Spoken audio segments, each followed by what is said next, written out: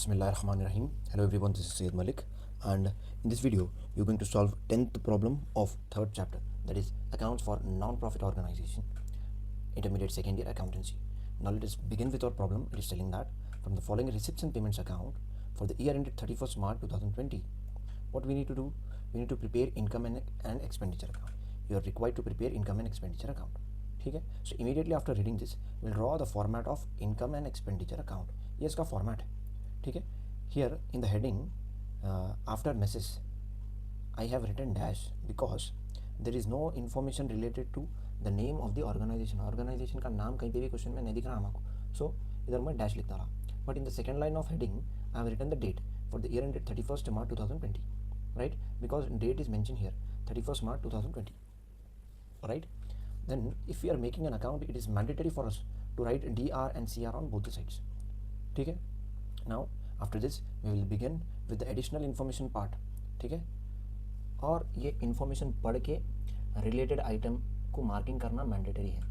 जैसा कि subscription received amount include 1000 for the year 2020 to 21. So this is the amount which is received in advance. ये current year का नहीं होता, next year का बीच मिल गया हमको. So received in advance को हम क्या करते हैं, deduct करते हैं, minus कर देते हैं. So subscription के बाजुक एक डॉट लगा था लो, right. Then after that outstanding rent 600 and printing 300. अब रेंट किधर है देखो, पेड रेंट 10,000, इधर एक डॉट लगाओ, एंड प्रिंटिंग 300, तो प्रिंटिंग एंड स्टेशनरी इधर है, सो स्टेशनरी के बाजुक एक डॉट लगा था लो, right. Then after that the value of investment is 60,000 and rate of interest is 8%. ठीक है. 60,000 का 8% इंटरेस्ट हमको मिलना ही मिलना. देखो इंटरेस्ट ऑन इन्वेस्टमेंट मिला कितना, 4,000 मिला हमको. सो 60,000 का 8% होता कितना. मैं आपको क्या बोला था, ये 60,000 में से एक ज़ीरो अगर आप एलिमिनेट कर दिए तो 10% की वैल्यू आती. दो ज़ीरोज़ एलिमिनेट करें तो 1% की वैल्यू आती. तो 60,000 में से जब मैं दो ज़ीरोज़ एलिमिनेट कर दिया, so the value will be 600. 6 8 ज़ा कितना होता, 48. 6 8 ज़ा 48 होता, दो जीरोस बाजुक लगा डालो. सो 4,800 will be the interest on investment. कितना, 4,800. मगर हमको इंटरेस्ट ऑन इन्वेस्टमेंट मिला कितना, 4,000. तो इधर एक डॉट लगाओ. Dot means we have outstanding interest. 4,800 मिलना ही मिलना, मगर मिला उतना नहीं.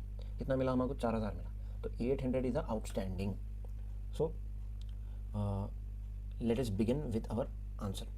ठीक है. एक्सपेंडिचर साइड से हम शुरू करेंगे. फर्स्ट आइटम हम लिखेंगे सैलरीज. सैलरीज इधर है और सैलरीज के बाजू ब्रैकेट में इन्फॉर्मेशन दिया आपको. ठीक है. क्या है इन्फॉर्मेशन देखो, इंक्लूडिंग लास्ट ईयर 2000. हमारे रूल के हिसाब से हमारे सिर्फ और सिर्फ करंट ईयर आइटम्स को कंसिडर करना है. प्रीवियस ईयर का मिला हुआ है तो निकाल डालो, नेक्स्ट ईयर का है तो भी निकाल डालो. So we need to deduct this 2000 from 12,500. So what we will do, I will write the amount of salaries in the inner column, that is 12,500. and from this 12,500 we need to deduct previous year का कितना है, 2,000. so the net salaries will be 10,500. then after that electric charges, ये revenue nature है, consider करते हैं हम. so we'll write electric charges. then after that we have telephone charges, ये भी revenue nature है, हम consider करते हैं 1,400. then after that we have printing and stationery, और printing के ऊपर एक डॉट है, डॉट दिखते की वैल्यू इनर कॉलम में ले लेना. सो प्रिंटिंग एंड स्टेशनरी 1,500. अब एडजस्टमेंट्स में एडिशनल इन्फॉर्मेशन में आके देखो डॉट हम क्यों लगाए, आउटस्टैंडिंग रेंट एंड प्रिंटिंग बोला. तो प्रिंटिंग का अमाउंट आउटस्टैंडिंग है कितना, 300. आउटस्टैंडिंग हम हमेशा ऐड करते. So 1,800 will be the net printing and stationery. Then after that travelling expenses, ये रेवेन्यू नेचर है, लिखते हैं हम इसको travelling expenses, that is 2,000. Then after that we have rent paid. अब रेंट के ऊपर डॉट है, डॉट दिखती की वैल्यू इनर कॉलम में लिखना, दैट इज 10,000. अब एडजस्टमेंट में आके वेरीफाई करो डॉट क्यों लगाए थे हम, outstanding rent. So we need to add 600. तो 10,600 will be the net rent paid, net rent. And after that books purchased. Books capital nature का है, बुक्स आप एक बार खरीदते, बार बार बुक्स नहीं खरीदते आप. So books is our asset. Capital nature हमेशा बैलेंस शीट में लिखते हैं. And after that balance of cash, ये भी हमारा एसेट है. बैलेंस ऑफ बैंक, ये भी हमारा एसेट नहीं आता है. Now let us see, is there any expenditure in our adjustment? Outstanding subscription, ये income related adjustment है, ये नहीं आता. आउटस्टैंडिंग रेंट ले लिया, आउटस्टैंडिंग प्रिंटिंग ये भी ले लिया, value of investment, interest on investment ये भी इनकम रिलेटेड एडजस्टमेंट है, नहीं आता. So we have completed the entire expenditure. Now let us move towards the income side. Income side पहला आइटम हम लिखेंगे सब्सक्रिप्शन. अब सब्सक्रिप्शन के ऊपर दो एडजस्टमेंट्स हैं. देखो, एक है इंक्लूडिंग 18 to 19, मतलब ये प्रीवियस ईयर का 1500 इसमें मिला हुआ है, ये माइनस कर देना. फिर उसके बाद सब्सक्रिप्शन रिसीव्ड अमाउंट 1000. तो दो एडजस्टमेंट्स है सब्सक्रिप्शन पे, दोनों भी माइनस करने के हैं. एक प्रीवियस ईयर का है और एक रिसीव्ड इन एडवांस है. तो पहले हम प्रीवियस ईयर का माइनस करेंगे. तो नेट वैल्यू कितनी आती? 41,000. From this 41,000 will deduct received in advance, जो कि 1000 है. तो 40,000 will be the net value of subscription.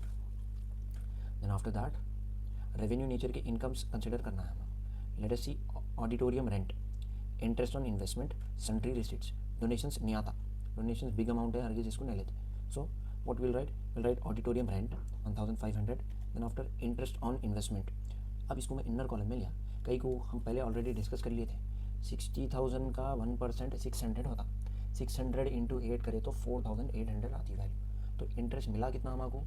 4,000 मिला और 800 मिलना है, सॉरी 800 मिलना है. सो ऐड करो इसको, add outstanding 800.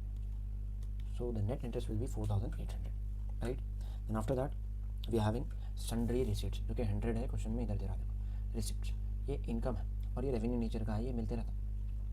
Then after that total करो. अब क्रेडिट साइड का टोटल ज़्यादा है, इसको हम दोनों तरफ लिख देते, डेबिट साइड भी लिख देते.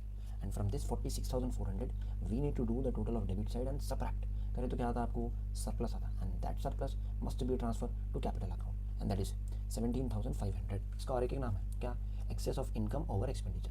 इनकम क्रेडिट साइड ज़्यादा है, इनकम ज़्यादा है किससे? एक्सपेंडिचर से.